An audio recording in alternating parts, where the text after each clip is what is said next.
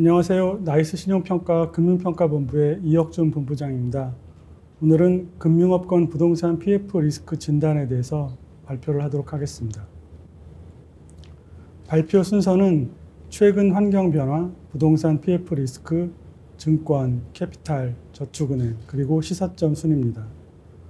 지금 부동산 PF는 은행과 보험도 상당한 익스포저가 있습니다. 그렇지만 총 자산에서 차지하는 비중이라든지 그 질을 봤을 때 상대적으로 리스크가 낮다고 판단을 하고 있고요. 그래서 상대적으로 리스크가 높다고 생각되는 증권, 캐피탈, 저축은행의 부동산 PF를 중심으로 설명을 드리도록 하겠습니다. 먼저 최근 환경 변화입니다. 인플레이션 장기화와 이를 억제하려는 각국 중앙은행의 긴축 강화로 인해서 시중금리가 예상보다 빠른 속도로 상승을 하고 있습니다. 현재 시중금리는 글로벌 금융위기 이후 기준금리가 가장 높았던 2011년 그때 수준을 상회하는 수준입니다. 2011년 말의 기준금리는 3.25%였는데요. 현재 시장에서 생각을 하고 있는 기준금리 상단은 3.5% 이상을 보고 있습니다. 주가입니다. 금리 상승에 따른 영 머니무브 현상으로 인해서 주식시장에서 자금이 빠르게 이탈하면서 주가지수가 하락하고 거래대금도 감소하고 있습니다. 지금 현재 주가지수는 팬데믹 이전 수준으로 복귀가 된 상태고요. 거래대금을 봤을 때는 일평균 주식거래대금은 많이 감소를 했지만 아직 그 팬데믹 이전보다는 조금 많은 상태입니다. 그러나 현재 추세를 봤을 때는 곧 팬데믹 이전 수준까지 떨어질 가능성도 있는 것으로 저희는 보고 있습니다. 주택가격 추이입니다. 글로벌 금융위기 이후 우리나라 주택가격은 이제 전체적으로 장기간 안정세를 보여왔었는데요. 그러다가 최근 5년간 급격히 증가하는 모습, 주택가격이 상승하는 모습을 보였습니다. 그러다가 작년 하반기부터 금리가 상승하고 가계대출 규제가 강화되면서 올해 들어서 전반적으로 주택가격이 하락세로 전환이 되었고요. 그리고 이제 금리 상승이 점점 속도를 더하면서 주택가격 하락 속도도 점점 빨라지는 모습을 보이고 있습니다. 미분양 주택 현황입니다. 부동산 경기 호황에 힘입어서 최근 3년간은 미분양 주택이 크게 감소했는데요. 그렇지만 작년 하반기부터 금리 상승이 시작이 되고 또 올해 들어서 그 속도가 더해지면서 2022년 들어서 미분양 주택이 증가세로 전환되었습니다. 현재 미분양 주택 수는 한 3만 가구 순으로 이제 글로벌 금융위기 당시에 이제 16만 가구에 비하면은 적은 수준입니다. 그렇지만 이제 이 미분양 주택이 이제 증가 추세로 전환되었고 이러한 추세는 한번 추세가 형성이 되면은 좀 장기간 지속되는 것을 감안을 했을 때 미분양 주택이 현재보다 좀 더 확대될 것으로 저희는 생각을 하고 있습니다. 다음은 부동산 PF 리스크에 대해서 말씀드리겠습니다. 부동산 PF는 프로젝트를 기반으로 자금을 조달해서 개발을 하는 사업을 얘기를 합니다. 이 프로젝트에는 시행사, 시공사, 금융회사 등 다수의 이해관계자가 참여하게 됩니다. 과거에는 이제 금융회사가 이 프로젝트 파이낸스에서 공사대금 제공 수준에서 참여를 했습니다만은 최근 수년간은 이제 공사대금 제공에 그치지 않고 신용 보강까지 역할이 확대되면서 전체적으로 익스포저가 크게 확대되었습니다. 따라서 이 부동산 PF가 만약에 부실화될 경우에는 과거에는 이제 건설사라든지 뭐 이런 쪽으로 그 파급 효과가 미쳤지만은 지금은 이제 그 금융회사가 그 부분에 관여되는 부분이 많이 커졌기 때문에 금융회사에도 미치는 파급 효과가 클 것으로 저희는 보고 있습니다. 부동산 PF는 사업 단계별로 토지 매입, 그다음에 인허가, 그다음에 착공, 그다음에 준공, 분양, 입주까지 여러 가지 단계가 있습니다. 이 사업 단계별로 리스크가 차별화되는데요. 초기 단계일수록 향후 넘어야 되는 허들이 많기 때문에 리스크가 더 큰 특성을 보이고 있습니다. 그래서 이 사업 단계별로 봤을 때는 토지 매입이나 이제 그 토지 매입 전에 이제 그 인허가 뭐 이런 쪽의 초기 단계에 대한 대출이 좀 리스크가 더 높은 것으로 저희는 판단을 하고 있고요. 그런데 이 사업 단계별 지금 진행 현황을 보면은 올해 들어서 이제 부동산 PF의 신규 결성이 좀 많이 눈에 띄게 줄어드는 모습을 보이고 있습니다. 그 이유는 금리라든지 이런 부분이 많이 상승을 하고, 그리고 또 인건비라든지 자재가 많이 단가가 올라가면서 이제 PF의 사업성이 많이 떨어지고 있기 때문에 신규 PF 결성이 좀 크게 감소하는 모습을 보이고 있고요. 또 그 외에 또 다른 특징은 이 초기 단계의 PF가 본 PF로 넘어가는 것이 이제 눈에 띄게 감소하고 있다는 점입니다. 특히 하반기 들어서는 이 계약금 대출이나 브릿지론 같은 이제 사전 PF 단계의 대출이 본 PF로 넘어가지 못하고 계속 연장이 되는 건들이 계속 쌓이고 있습니다. 그래서 이러한 연장이 뭐 1회나 2회 정도까지는 가능하겠습니다만은 이것이 영원히 지속이 될 수는 없습니다. 그래서 어느 순간이 되면은 이 부분에 대해서 이 대출을 접든지 부실 처리를 하든지 뭐 이런 식으로 처리를 해야 될 것으로 보고 있는데, 그래서 전체적으로 지금 PF 리스크가 좀 커지고 있다. 이 부분에 대해서 좀 시장이 우려를 하고 있는 상황입니다. 그러면 지금부터는 이제 업종별로 PF 리스크를 한번 살펴보도록 하겠습니다. 먼저 증권입니다. 증권은 크게 이제 직접 대출과 이제 우발 채무로 이제 부동산 익스포저를 구분을 할 수 있는데요. 이게 이제 다른 업종과 다른 점은 PF 대출보다는 이제 우발 채무가 훨씬 더 많다는 특성을 가진 것입니다. 이것이 아마 뒤에 설명드릴 캐피탈이나 저축은행과는 좀 다른 특성이라고 볼 수 있습니다. 증권업계의 부동산 익스포저는 이제 전체적으로 꾸준히 증가세를 보여왔는데 2020년에 중간에 좀 일시적으로 감소한 적이 있었습니다. 2020년에는 어떤 일이 있었냐면 이제 코로나 팬데믹 시작이 된 해였죠. 그래서 당시 이제 증권업계에서 가장 부동산 익스포저가 큰 회사가 메리츠 증권이었는데, 그 메리츠 증권이 이제 그 팬데믹 초기 단계에서 리스크를 좀 축소시키기 위해서 이제 부동산 PF 익스포저를 이제 좀 대대적으로 감축을 했습니다. 그래서 그 과정에서 업계 전체적으로 이제 부동산 익스포저가 일시적으로 감소를 했고요. 그 뒤에는 다시 또 완만한 증가세를 보이고 있습니다. 2022년 들어서도 부동산 경기가 위축이 되고 있지만 이제 전체적으로 이제 증권사 업계의 이제 부동산 익스포저는 여전히 이제 증가세가 이어지는 그런 모습입니다만은, 다만 그 증가 추세는 좀 둔화가 된 그런 모습입니다. 증권사의 부동산 익스포저는 크게 이제 우발 부채랑 이제 직접 대출이 있다고 말씀드렸는데, 그것 외에도 또 여러 가지 좀 광의의 부동산 익스포저가 있습니다. 사모사채라든지 지분증권, 그다음에 기타 증권, 부동산 펀드, 그다음에 리츠 등도 전체적으로 이제 부동산 익스포저 리스크를 공유를 하고 있고요. 이 중에서 부동산 펀드는 이제 초대형사의 해외 부동산 익스포저가 이제 대부분을 차지를 하고 있습니다. 그래서 이런 것들까지 감안을 했을 때 전체적으로 부동산 익스포저가 증권사는 상당히 큰 편이고, 특히 이 부분은 최근 수년간 급격히 증가했다는 점에서 지금처럼 이제 금리가 급격히 상승하고 미분양이 증가하든지 이런 상황에서는 이제 이에 따른 리스크가 부각이 되고 있는 그런 상황입니다. 자기자본 대비 익스포저를 살펴보겠습니다. 증권사 부동산 익스포저의 이제 자기자본 대비 비중은 전체적으로 이제 68% 수준을 보이고 있습니다. 이제 과거에는 이거보다 훨씬 낮았는데 최근 수년간 계속 증가하면서 이제 비율이 높아졌고요. 초대형사는 이제 우발 부채 외에도 이제 아까 말씀드렸던 부동산 펀드 형태의 부동산 익스포저가 이제 상당한 수준입니다. 중형사의 경우는 PF 사업장 주관권을 확보를 하기 위해서 이제 리스크를 떠안는 경우가 많은데요. 그 과정에서 우발 부채와 대출 채권, 사모사채 비중이 높은 수준을 보이고 있습니다.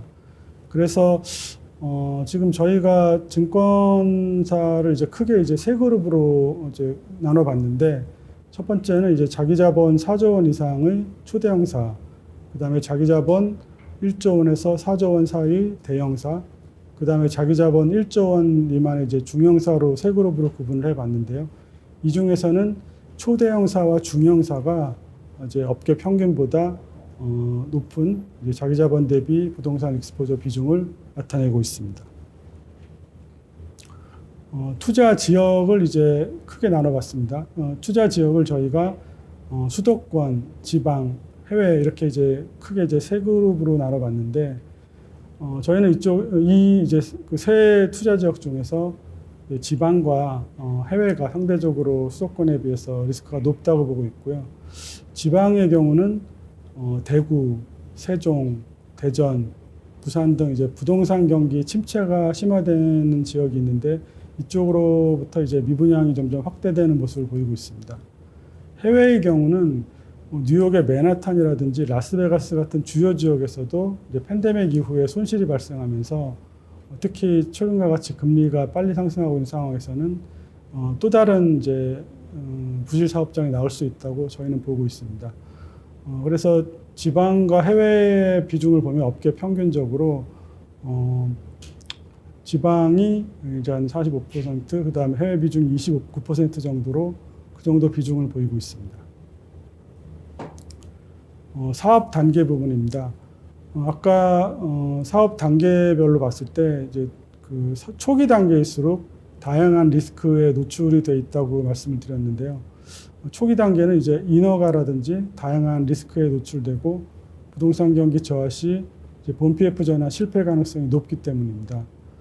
그래서 이 부분을 보면은 여기서도 이제 대형사와 중형사가 이제 업계 평균 대비 그 초기 사업 단계의 사업장이 높은 것으로 나타나고 있습니다.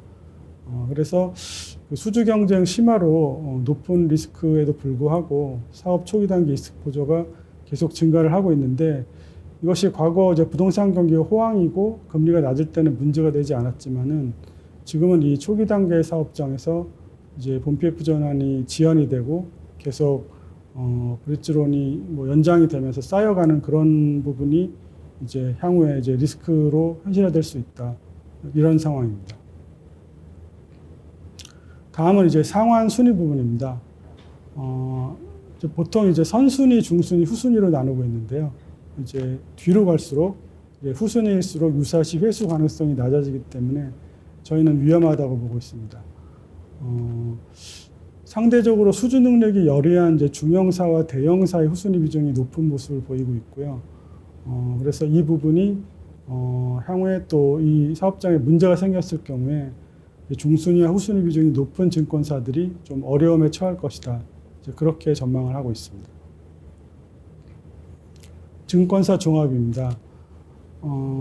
전체적으로 봤을 때 이제 중형사의 리스크 노출도가 가장 높은 수준입니다. 리스크 노출도를 아까 말씀드렸던 초대형사, 대형사, 중형사로 봤을 때 중형사가 가장 높고 이제 대형사, 그다음에 초대형사 순으로 보고 있고요. 중형사는 뭐 익스포저 비중이라든지 그다음에 각종 질적 지표 측면에서 대부분의 지표에서 리스크가 이제 세 그룹 중에서 가장 높은 것으로 나타나고 있습니다. 초대형사의 경우는 상대적으로 리스크가 낮지만은 이제 해외 투자 비중이 높기 때문에 만약에 이쪽이 문제가 된다면은 초대형사도 좀 어려움을 겪을 가능성이 있다, 그렇게 보고 있습니다. 증권사 그룹핑 현황은 그래프를 참고를 하시면 될 것 같습니다. 다음은 캐피탈입니다. 캐피탈은 최근 수년간 이제 부동산 PF 규모가 급격한 증가세를 보고 있습니다. 여기에 따른 이제 이유는 최근 수년간 은행과 신용카드사가 캐피탈사의 주 수익원인 자동차 할부 시장을 잠식을 해오면서 이제 이 대응에 좀 어려움을 느낀 캐피탈사가 이제 대체 수익원으로 이제 부동산 투자 쪽의 비중을 확대시켰기 때문입니다. 그래서 그 과정에서 또 그 부동산 경기 호황기가 맞물리면서 최근 5년 동안 이제 급격히 증가하는 모습을 보이고 있습니다. 부동산 익스포저 구성을 보면은 PF 대출 외에 이제 아까 말씀드렸던 초기 사업 단계의 대출인 브릿지론도 상당한 수준입니다.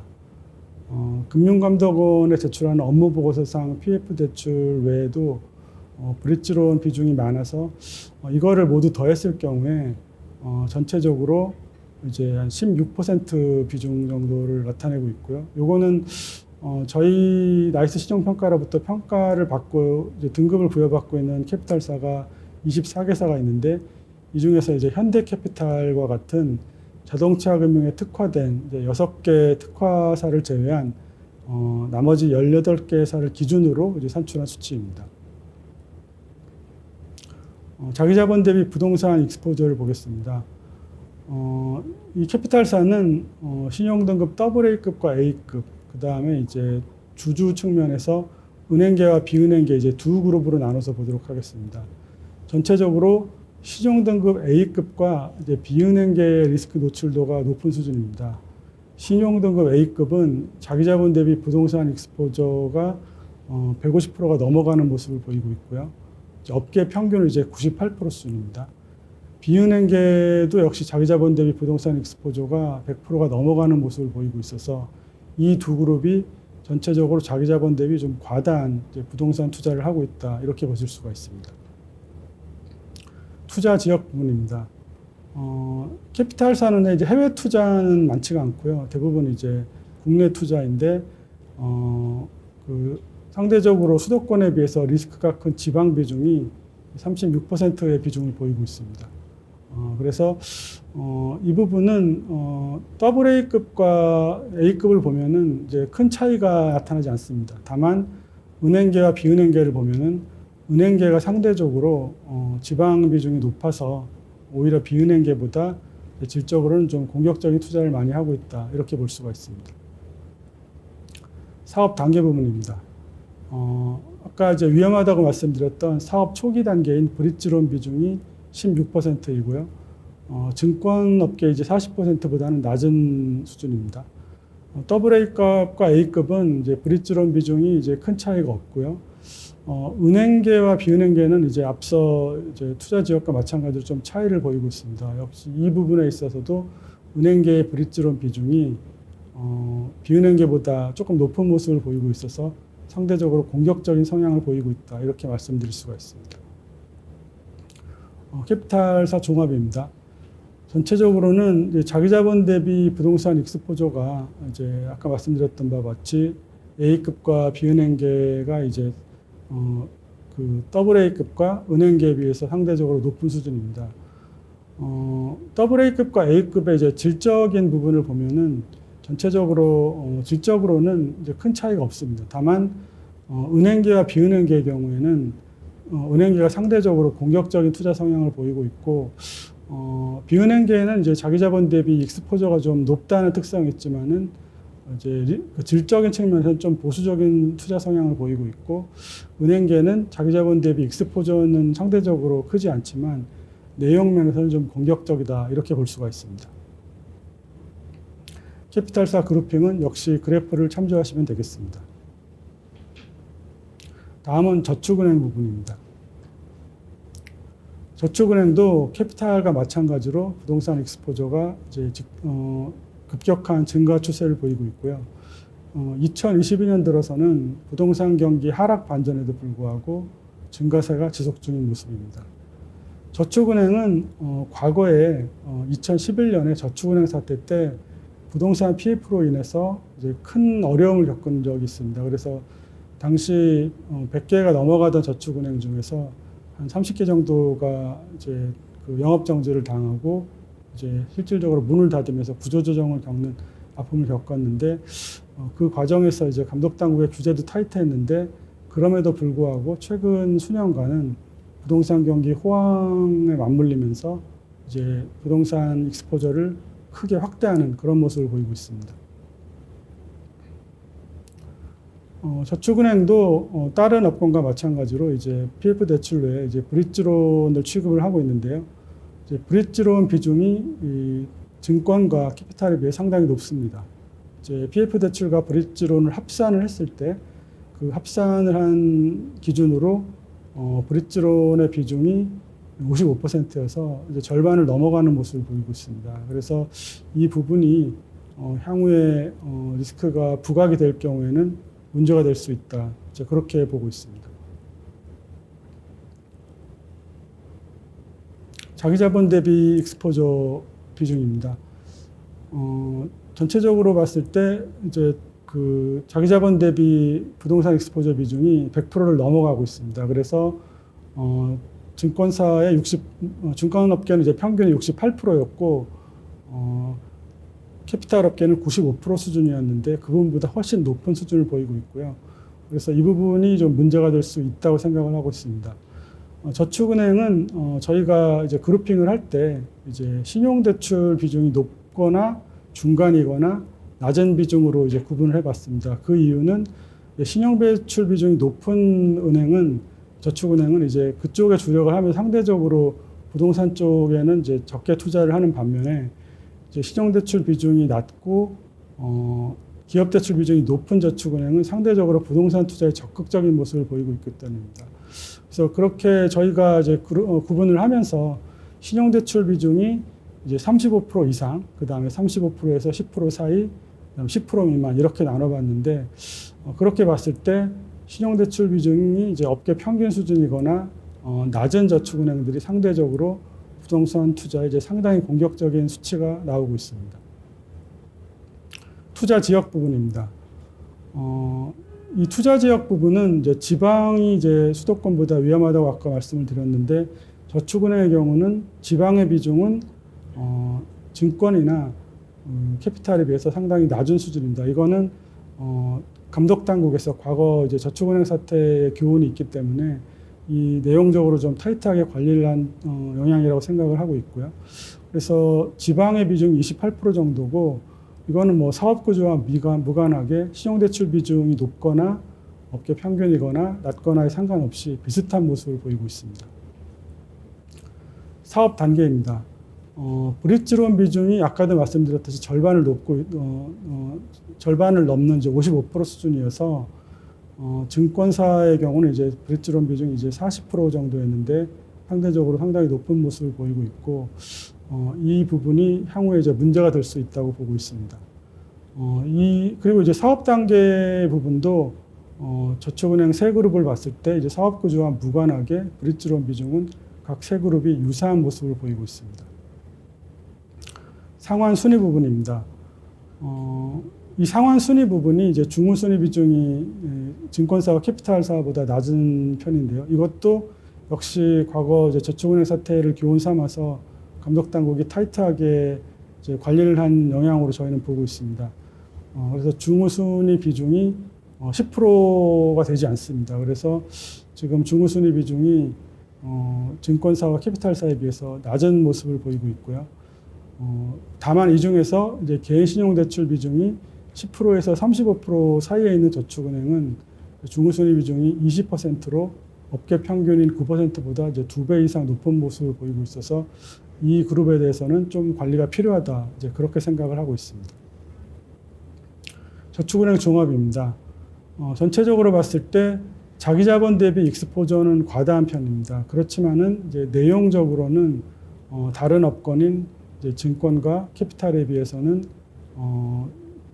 지방 비중도 낮고 중후순위 비중도 낮기 때문에 이 부분은 좀 상대적으로 보수적으로 관리가 되고 있다고 보고 있습니다. 다만 브릿지론 비중이 굉장히 높기 때문에 사업 초기 단계인 브릿지론이 본 PF로 전환되지 못하고 이제 위험에 빠질 경우에는 저축은행도 어려움을 겪고 있다. 이제 그렇게 생각을 하고 있습니다.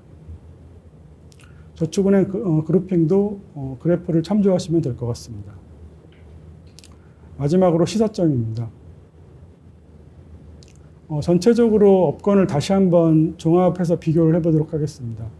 이제 양적인 리스크와 질적인 리스크로 살펴보면은 양적인 리스크 측면에서는 이제 자기자본 대비 부동산 익스포저를 봤을 때 저축은행이 자기자본 대비 100%가 넘는 부동산 익스포저를 갖고 있어서 가장 위험하다고 보고 있습니다. 그리고 캐피탈 증권 순입니다. 질적인 리스크 지표로서는 저희가 투자 지역, 사업 단계, 상환 순위 이제 이 세 가지 지표를 비교를 해봤는데 이제 증권과 저축은행, 캐피탈 이런 순으로 위험하다고 나오고 있고요. 전체적으로 이 양적, 질적 리스크를 종합을 해봤을 때 이 세 개 업권 중에서 가장 위험한 업권은 이제 신용 보강자 역할을 수행하고 있는 증권사라고 저희는 보고 있습니다. 그래서 이 증권사에 대해서는 좀 더 각별한 유의가 필요하다 그렇게 생각을 하고 있습니다. 전망과 대응 부분입니다. 지금 부동산 PF는 사실은 뭐 과거에도 계속 리스크에 대한 지적이 되어 왔습니다만은 지금처럼 심각하게 다루어지지 않았던 것이 작년 상반기까지는 부동산 경기가 상당히 호황이었고 이제 저금리, 이제 단군 이래 가장 낮은 기준금리가 유지가 되는 저금리 상황이었기 때문에 리스크가 있었지만은 이제 관리가 가능하다고 생각을 했었습니다. 그렇지만은 올해 들어서는 작년 말에 기준금리가 1.0%였던 것이 지금 3%까지 200bp 이제 인상이 되었고 또 향후에도 계속 또 금리가 올라갈 예정입니다. 그리고 이를 반영해서 시중금리는 더 빠른 속도로 올라가고 있기 때문에 이러한 저금리 상태에 있을 부동산 PF와 이렇게 금리가 높아진 상태의 부동산 PF의 리스크는 완전히 상이하다고 보고 있습니다. 그리고 이러한 이제 금리 상승 추세가 내년까지는 이제 지속이 될 걸로 보고 있기 때문에 이 부동산 관련 리스크는 내년에도 더욱 확대될 것으로 보고 있습니다. 그리고 이제 이 취약 부분이 이제 저희가 분석을 해본 결과 뭐 지역이라든지 사업 단계, 그다음에 여러 가지 전반적인 뭐 익스포저 비중 뭐 이런 것들을 봤을 때 각 업권이나 회사별로 이제 취약한 업권이나 이제 회사가 이제 나타나고 있습니다. 그래서 이러한 회사나 업권들은 좀 선제적으로 대응이 필요하고요. 뭐 대응을 하기 위해서는 자기 자본을 좀 더 확충한다든지 위험 사업장은 과도한 욕심을 부려서 오래 끌고 가기보다는 오래 끌고 가면 그것이 다 새로운 금융 비용으로 이어져서 더 큰 리스크로 확대될 수가 있기 때문에 좀 사업성이 낮고 크게 기대할 수 없다고 되는 사업장에 대해서는 조기에 좀 접는다든지 뭐 어떤 리스크 관리가 좀 필요하다고 생각을 하고 있습니다. 그래서 이러한 선제적 대응을 통해서 지금 어느 정도 경착륙은 불가피하다고 생각을 하고 있는데 그 와중에서도 이제 연착륙을 유도할 수 있도록 지금 업계와 감독 당국과 시장 참여자들의 지혜가 필요한 그런 상황이라고 생각을 합니다. 이상으로 발표를 모두 마치겠습니다. 경청해 주셔서 감사합니다.